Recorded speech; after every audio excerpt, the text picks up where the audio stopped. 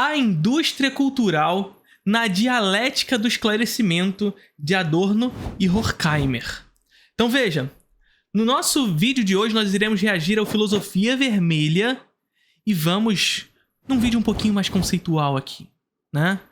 Vamos fazer o nosso estudo do belo. Mas o estudo do belo sob um outro contexto, onde nós estudaremos também o estudo do gosto. Como o gosto é construído na indústria, a partir da perspectiva da indústria cultural. E Gustavo, muito obrigado pelo sub, mais uma vez agora presenteando um colega. Vamos para o vídeo. Olá, pessoal. Antes de ir pro vídeo, você já está inscrito no Introdução ao Cinema? O curso mais charmoso do Brasil. O meu curso online de cinema, onde você tem acesso a 2 aulas novas todos os meses sobre os mais diversos assuntos relacionados ao cinema. Linguagem, teoria, história, crítica e política relacionada à produção cinematográfica. Venha fazer parte do curso, onde você tem acesso às aulas durante 1 ano, todas as aulas anteriores, mais essas 2 aulas todos os meses. Tenho certeza que você vai gostar. Não dá pra fugir, porque, assim, você tá perdendo. Você tem consciência de que você tá perdendo, né? Você tem consciência. Então vamos deixar a consciência limpa? Se inscreve em Introdução ao Cinema, link na descrição do vídeo. Neste vídeo de hoje nós vamos falar sobre a indústria cultural, um conceito muito importante desenvolvido aqui nessa obra, A Dialética do Esclarecimento, por... É muito chique, né? Nosso Glauber é muito chique, lendo em alemão. Tá esnobando a gente aqui, tá esnobando. Adorno e Horkheimer. A gente quer esclarecer um pouco o conceito e também tirar algumas dúvidas, algumas incompreensões muito comuns. Por exemplo, eu tenho aqui essa caixa com 85 CDs com a obra completa de Beethoven. A gente Beethoven. pode dizer que Beethoven é indústria cultural porque foi Brincadeira, Glauber. Também gosto de Beethoven. produzida em série? Então vamos explicar um pouco o conceito e compreender melhor o que é de fato a indústria cultural. Acompanhe.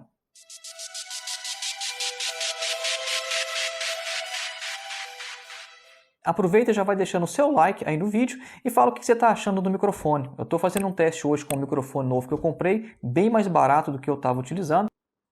E vamos ver se resolve. Eu gravo numa sala grande aqui, o outro, embora seja um microfone bom de 150 euros, estava dando muito eco por causa da sala, né? Era um microfone shotgun.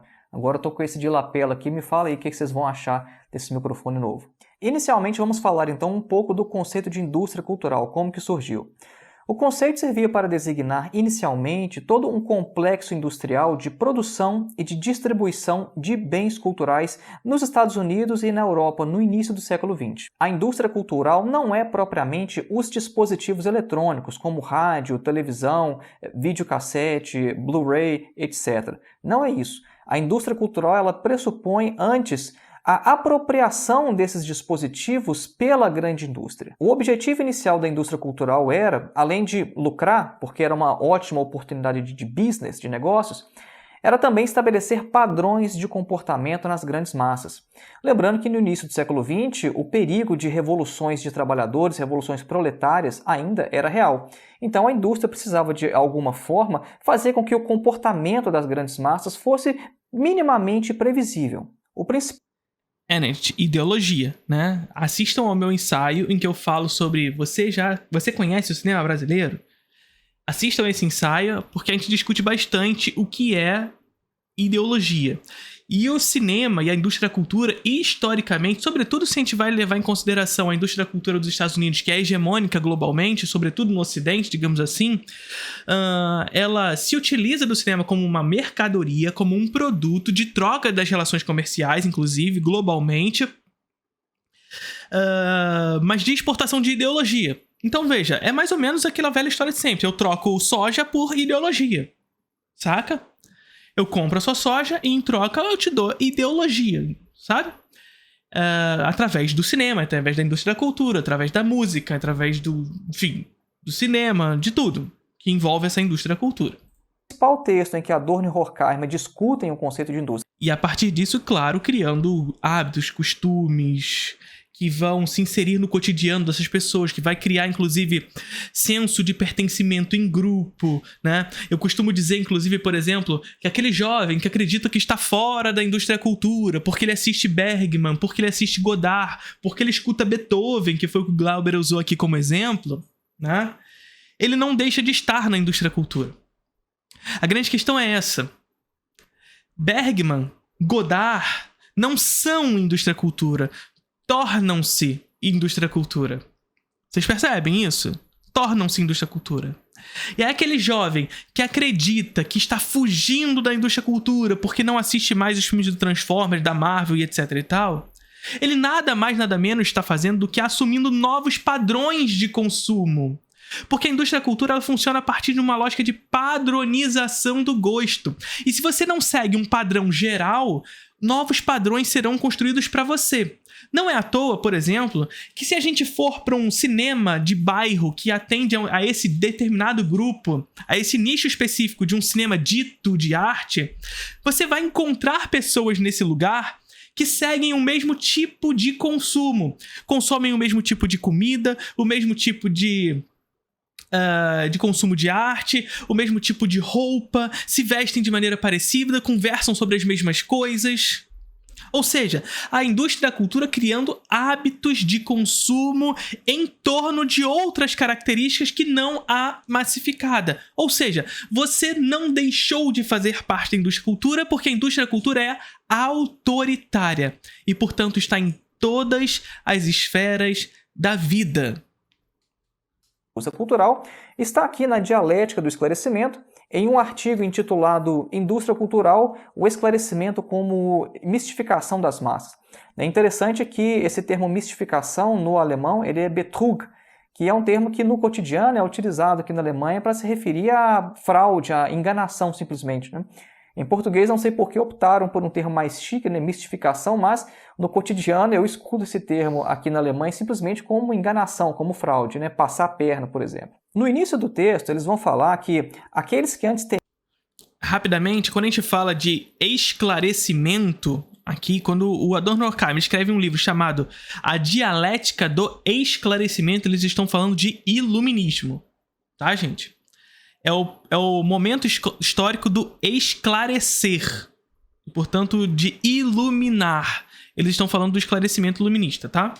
Temiam, né, que o fim das grandes religiões, ou então que o fim dos resíduos, né, das sociedades pré-capitalistas fossem desembocar num total caos na sociedade, que eles são desmentidos diariamente, porque hoje tudo é parecido, né? Tudo é muito semelhante umas coisas com as outras.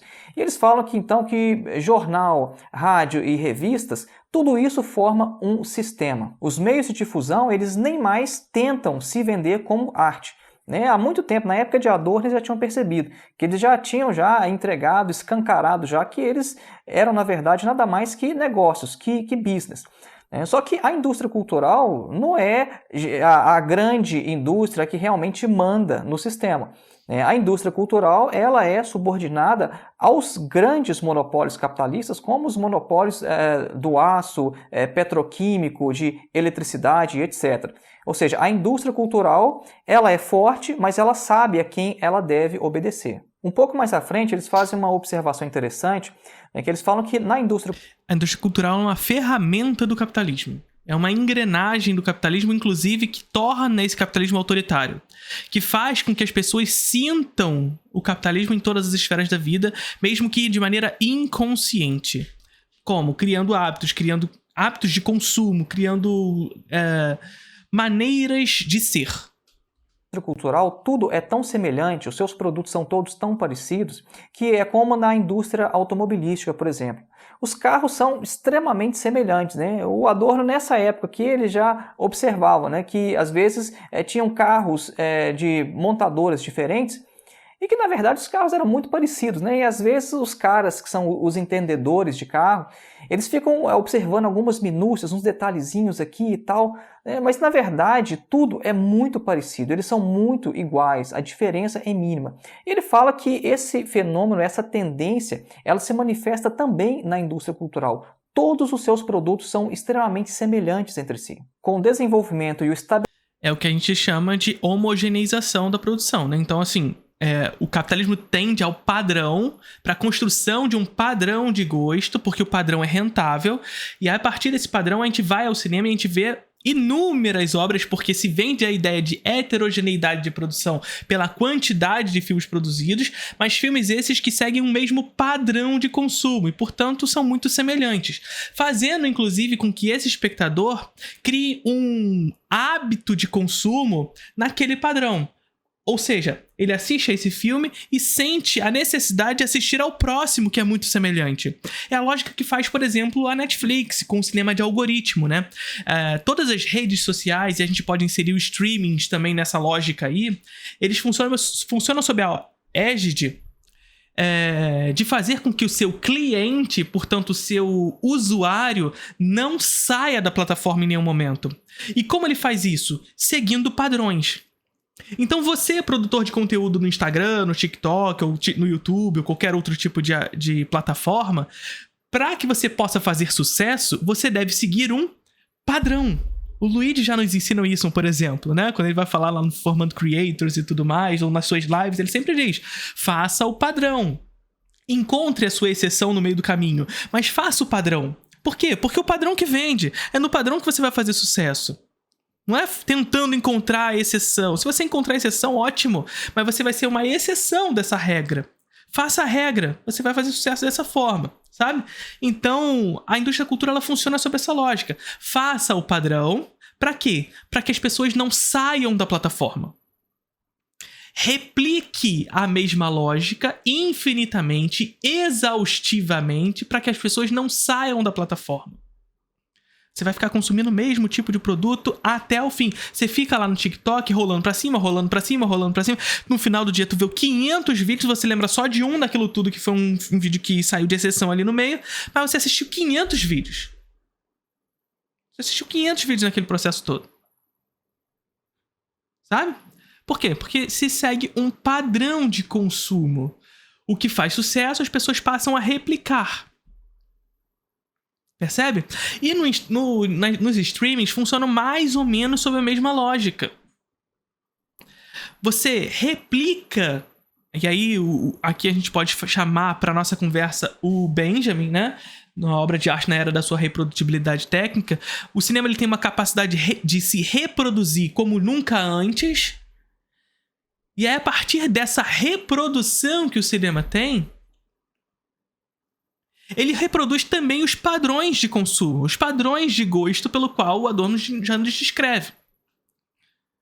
E a Netflix faz um filme e replica uma série de filmes que seguem a mesma lógica estrutural, formal, estética, para que, a partir disso, as pessoas não saiam de dentro da plataforma. Para que ela termine de assistir a um filme ou uma série e assista o próximo episódio. E o próximo, inclusive lançando temporadas inteiras juntas, né? O estabelecimento definitivo da indústria cultural, tudo agora no mundo é visto através de suas lentes.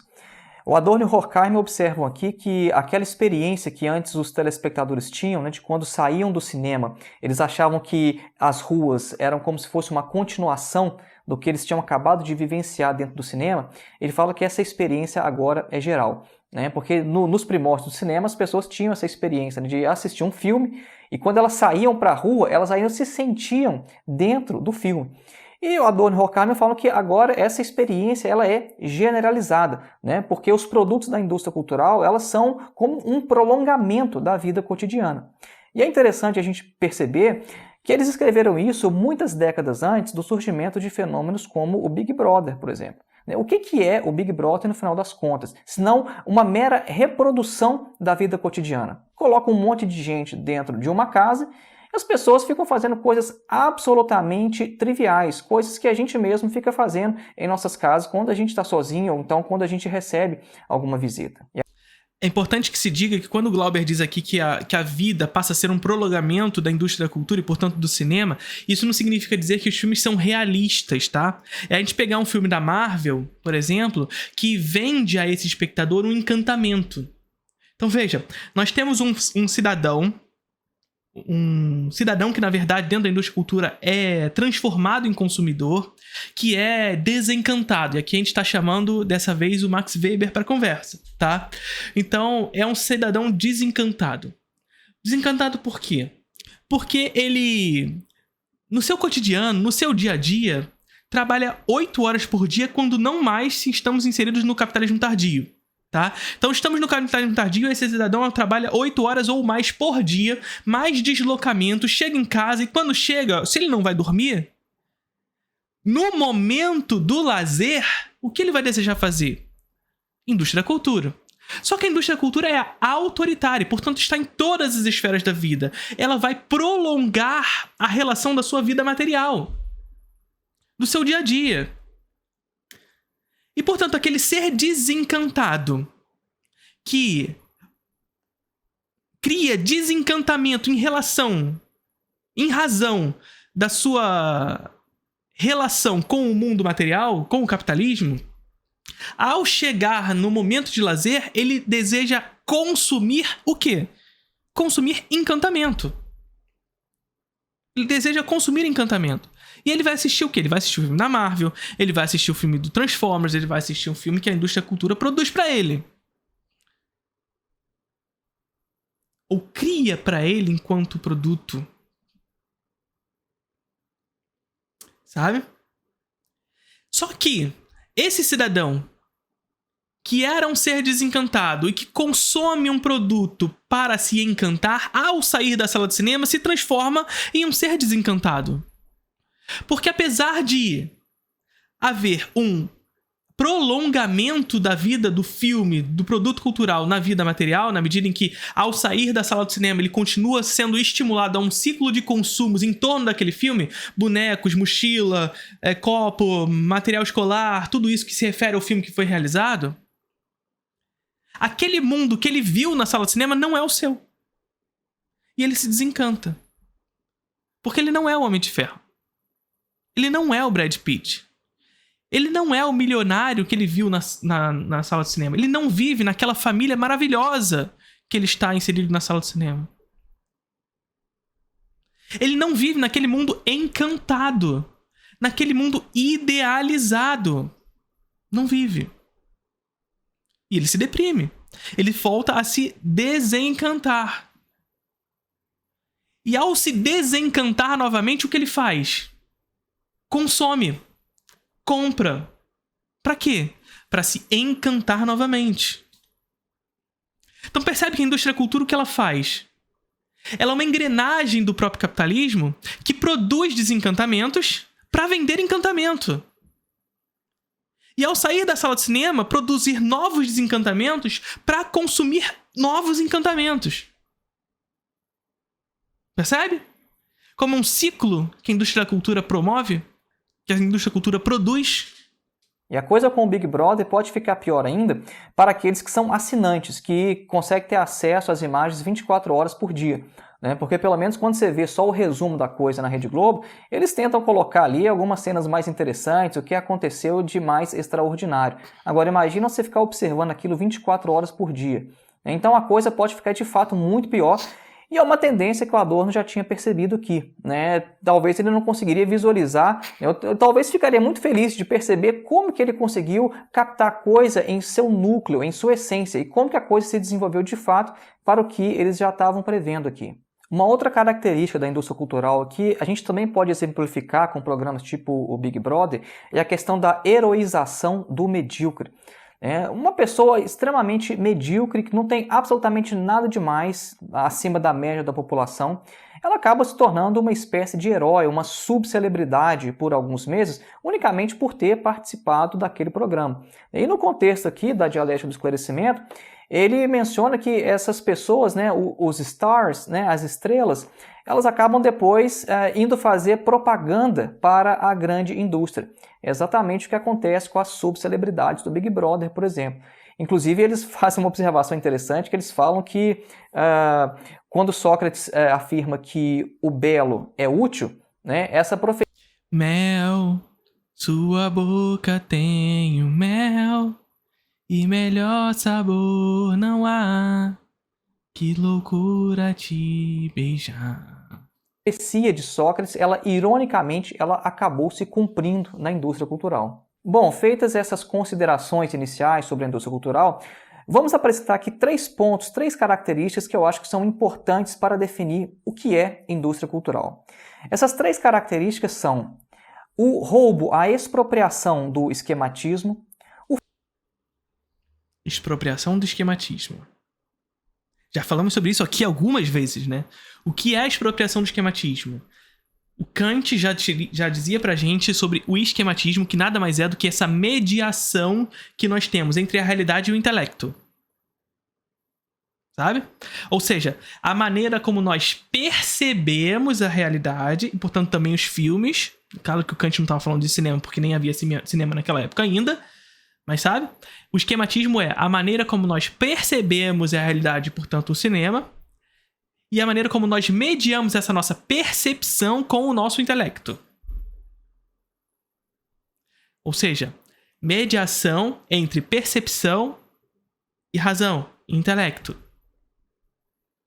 Quando o Adorno fala sobre expropriação do esquematismo, ele está falando de uma característica da indústria cultura de fornecer a realidade, e portanto a obra, e ao mesmo tempo a resposta.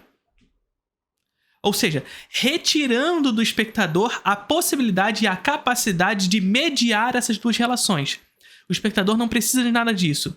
A indústria da cultura já lhe dá a resposta. E a partir do momento que ela lhe dá a resposta, ela cria um padrão, e a partir desse padrão cria modos de ser, de hábitos, de consumo, etc. e tal.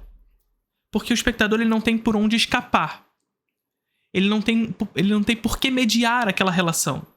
Porque a resposta já está dada. Já foi fornecida. O fato de que cada indivíduo ele tem um estilo dentro da indústria cultural e também o fetichismo da mercadoria, né, da mercadoria enquanto bem cultural. Este primeiro item, a expropriação do esquematismo, é uma referência que eles fazem a Kant. Então, é claro, o assunto ele é muito amplo, não dá para a gente explicar muito bem o conceito aqui, mas eu vou tentar resumir brevemente o que é isso. O que o Adorno e Horkheimer querem dizer com expropriação do esquematismo. Esquematismo, na crítica da razão pura de Kant, é como se fosse o processo através do qual o conhecimento ele é gerado, é como se fosse uma mediação entre aquilo que a gente recebe da percepção sensível, né, dos sentidos, e aquilo que é operado pelo intelecto.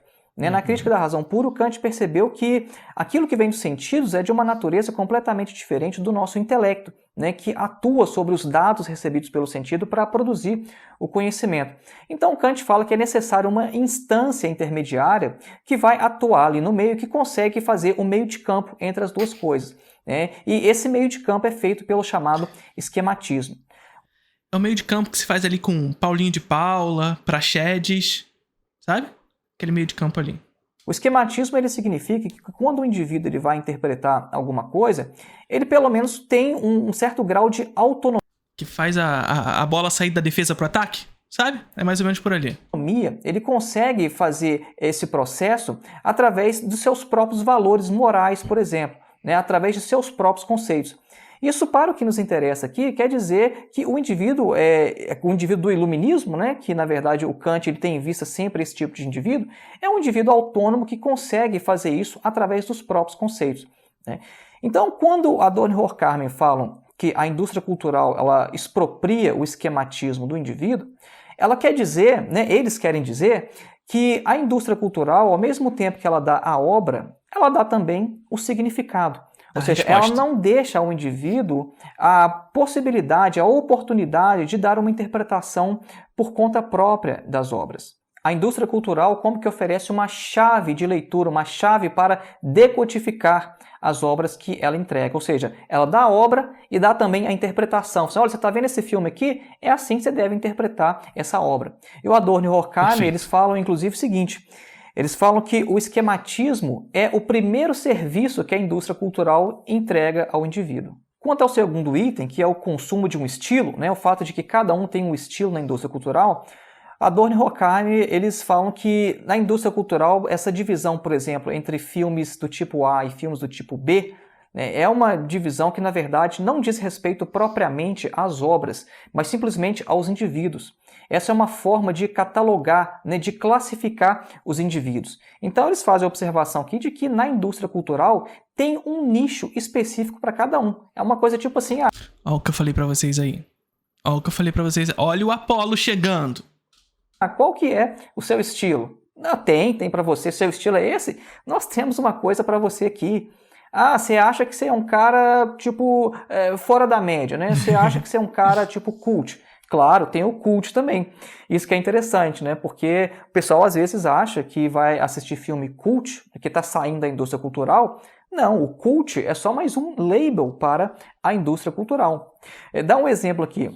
Você, cinéfilo, que tá aí assistindo Bergman, Tarkovsky, que tá achando que tá fora da indústria cultura, sinto muito. Você nada mais, nada menos está sendo assimilado por essa indústria como um nicho de consumo. E veja só, quando eu digo isso, eu não estou dizendo que você não deva consumir Tarkovsky, Bergman, nada disso. Muito pelo contrário. Ter um modo de assimilação do cinema distinto também pode ser interessante, mas isso não significa que você é melhor do que outra pessoa.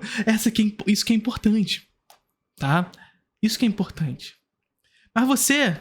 nada mais, nada menos é do que uma maneira pela qual a indústria cultura encontrou para assimilar outras pessoas que não querem assistir Transformers ou Marvel, criando nessas pessoas também hábitos de consumo, hábitos de existência, hábitos, costumes de ser.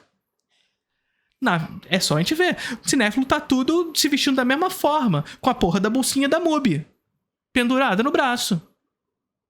Com a porra da bolsinha da MUBI no braço. Vai dizer que isso não é hábito de consumo? Ou com a porra da bolsinha da MUBI no braço e a porra de uma tatuagem da A24 no outro. Vai me dizer que isso não é hábito de consumo? Então, jovem, sinto muito. Você também faz parte da indústria cultura. Por quê? Porque a indústria cultura faz parte de todas as esferas da vida. Ela é autoritária. Imagina o cara, ele vai numa loja, aí vê um monte de filmes lá, aí ele vê um filme de um tal de Luiz Buñuel, O Anjo Exterminador. Ele vê lá o filme em preto e branco, não conhece, não sabe quem é, fala assim, não, isso aqui não parece ser interessante não. Mas aí o cara olha para cima na prateleira e lá tá o rótulozinho assim, filmes cult. Aí o cara decide comprar o filme, porque, não, eu não conheço, mas se é cult, então deve ser para mim, porque, né, eu sou cult. Nem sabe quem é, não interessa quem é Luiz Buñuel, não interessa o tipo de filme que é, mas porque é cult e ele se sente integrado nesse rótulo, né, ele se autodenomina assim, então ele vai consumir essa mercadoria. Ele vai comprar. Ou seja, até o nicho cult é um nicho da indústria cultural. Claro, com isso não estou dizendo que o Luiz Buñuel, O Anjo Exterminador, essa obra especificamente desse diretor, seja indústria cultural. Agora, é a forma de apropriação pelo indivíduo que acaba tornando esse objeto, essa mercadoria, em indústria cultural. E a terceira característica que a gente citou, que é o fetichismo da mercadoria nos bens culturais, é o fato de que, para os indivíduos, segundo Adorno e Horkheimer, às vezes é mais importante ser visto indo ao teatro ou ao cinema do que propriamente passar pela experiência estética. Então, muita gente gosta de fato, comprar, de pagar pelos bens culturais, né, em forma de mercadoria, e às vezes a questão não é nem tanto pela experiência estética, né, mas é simplesmente para se mostrar que, olha, eu estou por dentro, né, eu consumo tal coisa. Né, às vezes eu sei que você tá aí na sua casa, cheio de DVD na prateleira, cheio de livro na prateleira que tu nunca leu. Eu sei. E que acha que esses livros aí vão tudo entrar na tua cabeça por osmose. Eu sei. Mas você quer que a pessoa venha na sua casa, olhe pra sua prateleira e tá lá o livro do Marx, né? Eu sei que você quer que as pessoas vejam que você lê Marx. Mas tu não leu o que eu sei. Tu não leu o que eu sei. E aí é isso. Marx, que escreve sobre o fetichismo da mercadoria, tá virando um fetiche. Percebe?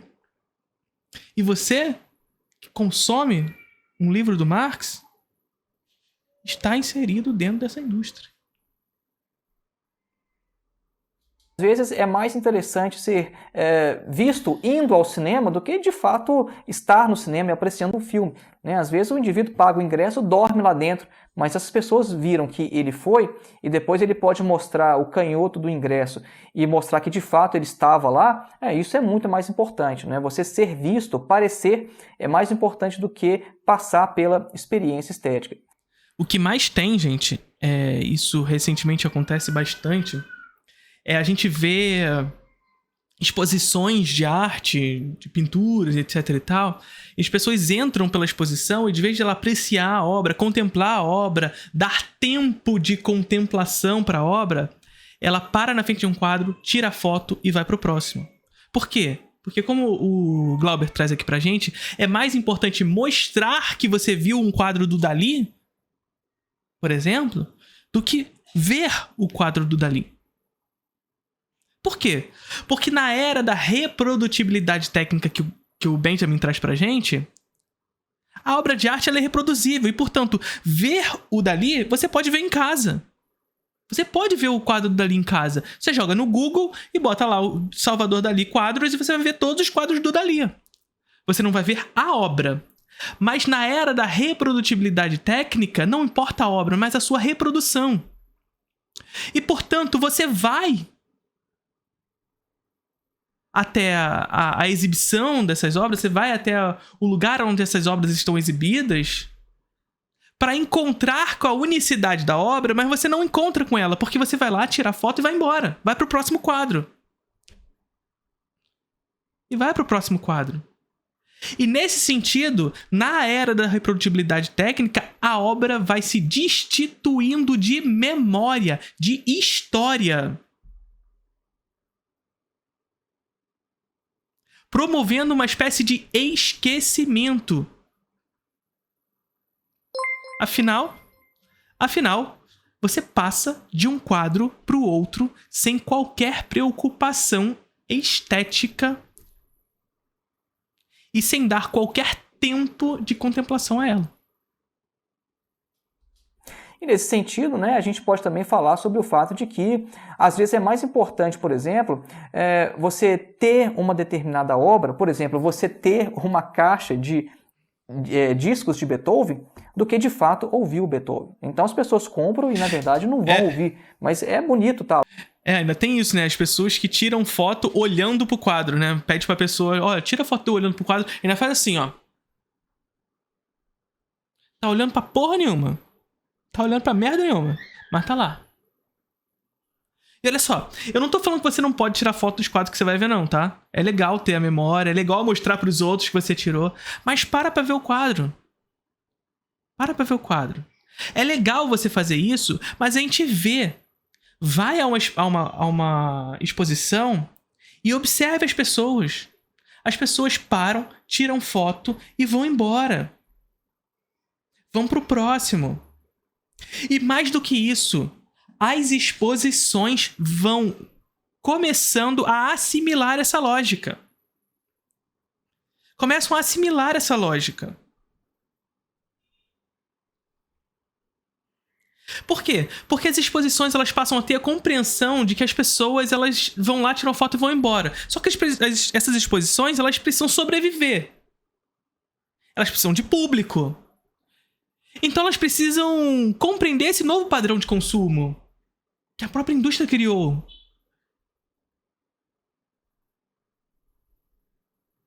É o que vem surgindo cada vez mais. Essas exposições mediadas. Essas exposições que você precisa entrar em contato. Essas exposições interativas. Instagramáveis. Ou seja, a obra de arte passa a assimilar a lógica da contemporaneidade para a reprodutibilidade que essa sociedade foi criada pelo capitalismo. Ou seja, a obra de arte na era da sua reprodutibilidade técnica cria uma lógica de consumo e, portanto, um novo padrão de consumo de arte que faz com que a própria arte mude seu modo de ser. precisando cada vez mais aderir à lógica da sua própria reprodução, sendo instagramável para ser inserida em outras redes sociais, sendo interativa para que a pessoa não perca estímulo de estar em contato com aquela obra, porque caso não seja interativa, essa pessoa vai simplesmente tirar uma foto e vai embora, vai para a próxima obra de arte. Ou seja, as exposições de arte, a obra de arte e também o cinema precisam cada vez mais explorar os estímulos que esse espectador tem. Hiperestímulos. Porque se esse espectador não for estimulado, seja por qualquer relação, seja por transformar aquela obra em uma outra relação fora do mundo em que ele está inserido, ou seja, você vai ver um filme e aquele filme precisa se relacionar com o seu Instagram, com a sua outra rede. Se a exposição não se relacionar para além da exposição, não tem público. Não tem espectador para o filme. A obra de arte é reproduzível. Lá em casa, na estante, né? Pode ser bem interessante isso. Isso seria uma espécie, né, de fetichismo da mercadoria, ou seja, o importante é você ter a coisa, é você consumir, mas não tanto você passar pela experiência estética de ouvir um Beethoven. Então, aquela pergunta que eu fiz no início do vídeo, né? Essa caixa aqui de Beethoven, 85 CDs, eu posso dizer que isso aqui é indústria cultural? Eu posso dizer que Beethoven é indústria cultural? Não, Beethoven não é indústria cultural. Afinal, Beethoven é um autor para além da indústria cultural, né? A grande questão é que Beethoven torna-se indústria da cultura. Só porque foi gravado, foi produzido em série, assim, vários CDs, a mesma coisa essa aqui de Mozart? Não especificamente. A questão da indústria cultural não diz respeito ao fato de esses discos serem produzidos em série, né? Porque o nome, às vezes, o termo indústria cultural pode passar essa ideia. Então, como é que a gente pode definir indústria cultural? É mais no sentido de ser uma lógica de produção e apropriação de bens culturais. Isso. Então, guardem isso. A indústria cultural é mais uma lógica de produção e apropriação de bens culturais. Então, que, inclusive, para a gente completar essa lógica aqui, que, inclusive, a partir da indústria da cultura, fornece ao espectador não a obra, mas a interpretação da obra. O que eu quero dizer com isso?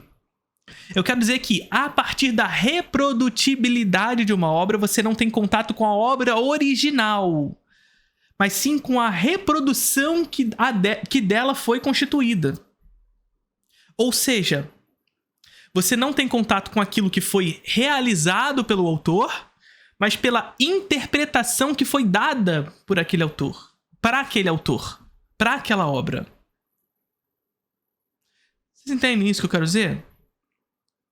É mais ou menos a gente pensar o seguinte. Vamos pensar sobre essa lógica, na contemporaneidade onde tudo se reproduz.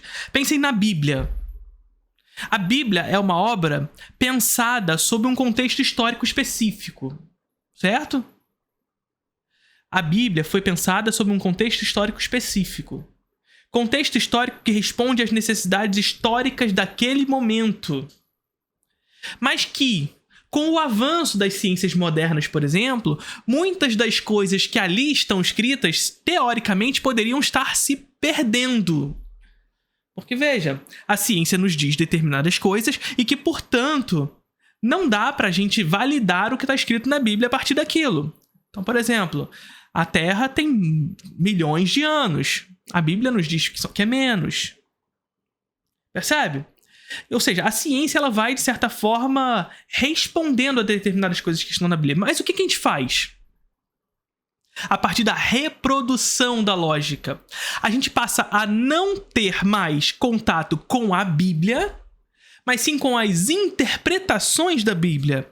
E aí o cidadão que vai num podcast hoje em dia, vai lá no Inteligência Limitada e fala assim pra gente, não, mas a Bíblia não queria dizer que Moisés atravessou o Mar Vermelho porque ele abriu com um cajado e o Mar Vermelho abriu. Não. A Bíblia estava dizendo, já desde aquele momento, porque naquele momento histórico houve uma baixa da maré por conta da posição da Lua e as pessoas puderam atravessar o Mar Vermelho a pé. Ou seja, o que esse cidadão está fazendo aqui é praticando uma reprodutibilidade da obra Bíblia que atende a um momento histórico específico, que responde a uma lógica muito específica de um tempo e trazendo aquilo para um tempo outro, o nosso, para atender os interesses da interpretação. Ou seja, atender aos interesses de uma ideologia.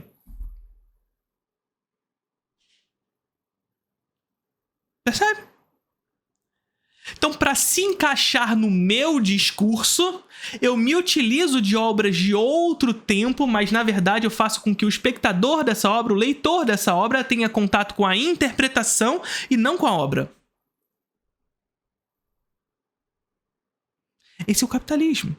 Essa é a obra de arte na era da sua reprodutibilidade técnica. Quer saber mais sobre isso? Assina a Introdução ao Cinema. Lá no Introdução ao Cinema, nós temos uma aula completa de 2 horas sobre indústria da cultura e temos uma aula que vai ser adicionada, na verdade, ainda esse mês, por volta do dia 15, mais ou menos, sobre um texto chamado Contra-Interpretação da Susan Sontag, onde eu abordo bastante aprofundadamente essa lógica da reinterpretação da obra e fazer com que o espectador tenha contato com a interpretação e não com a obra. Assine a Introdução ao Cinema, link na descrição do vídeo. Você no chat, exclamação IAC, tá bom? Então, obviamente, o Beethoven, na época que ele compôs as suas obras, ele não compôs pensando em ser gravado em disco. Né? A mesma coisa o Mozart. A gente não pode dizer que as obras dele são obras da indústria cultural, são obras de arte, na verdade. E não é porque a gente grava isso no CD que isso automaticamente se torna indústria cultural. Não significa também que estar na indústria cultural deixa de ser arte, tá? Agora, isso pode se tornar indústria cultural dependendo... Por quê? Por que eu digo isso? Porque a gente precisa destituir a lógica de que obra de arte ou arte é um elogio, tá? A gente precisa destituir essa lógica. Destituir essa perspectiva onde a arte é um elogio e, portanto, a arte é boa. A arte não é um juízo de valor, apesar de, se a gente for pegar, e historicamente, lá em Aristóteles e tudo mais, haver essa distinção entre arte boa e arte ruim. Mas a arte em si, ela não é boa, por essência. A arte é arte. A arte é arte. E ela pode ser utilizada para fins de barbárie, como pode ser para fins de contemplação, de culto. A grande questão é que no capitalismo, a partir da reprodutibilidade, essa lógica do culto se perde pela reprodução. Beleza? Dependendo da forma como o indivíduo vai se apropriar disso. Por exemplo, se eu vou colocar Beethoven como música de fundo enquanto eu lavo os pratos, né? Isso aí já é uma coisa diferente. Se eu não vou, por exemplo, colocar um disco de Beethoven e ficar parado, dedicando toda a minha atenção a que eu estou ouvindo aqui, a experiência estética de ouvir Beethoven. Então, eu posso transformar Beethoven em indústria cultural pela forma como eu me aproprio, mas a obra em si, por estar aqui gravada em um CD, não é por isso indústria cultural. Então foi esse aí o nosso vídeo de hoje. É isso. A obra de arte na era da sua reprodutibilidade técnica, a obra de arte na indústria da cultura, porque eu tô falando mais bem de administrador, né? Eu falei um pouco dos dois, mas a obra de arte dentro da indústria da cultura, ela não é indústria da cultura, ela torna-se indústria da cultura. E é isso que a gente precisa colocar em mente. Deixa o seu like se ainda não deixou. É isso. Texto maravilhoso e recomendo fortemente, mais uma vez dizendo para vocês, que vocês assinem a Introdução ao Cinema, porque lá tem aula sobre indústria da cultura e, portanto, esse texto do Dialética do Esclarecimento, do Adorno e Horkheimer, e tem uma aula sobre a Susan Sontag, sobre o contra-interpretação, que nos diz bastante sobre tudo isso que a gente está falando agora. E em breve eu já estou relendo algumas vezes o Obra de Arte na Era da Sua Reprodutibilidade Técnica do Benjamin para criar uma aula também para Introdução ao Cinema e especificamente sobre esse texto. Eu tenho certeza que vocês vão curtir. Faça parte da Introdução ao Cinema, 2 aulas novas todos os meses, com acesso de 1 ano ao curso, tendo acesso a todas as aulas anteriores, mais as 2 aulas novas todos os meses. Curtiram o vídeo?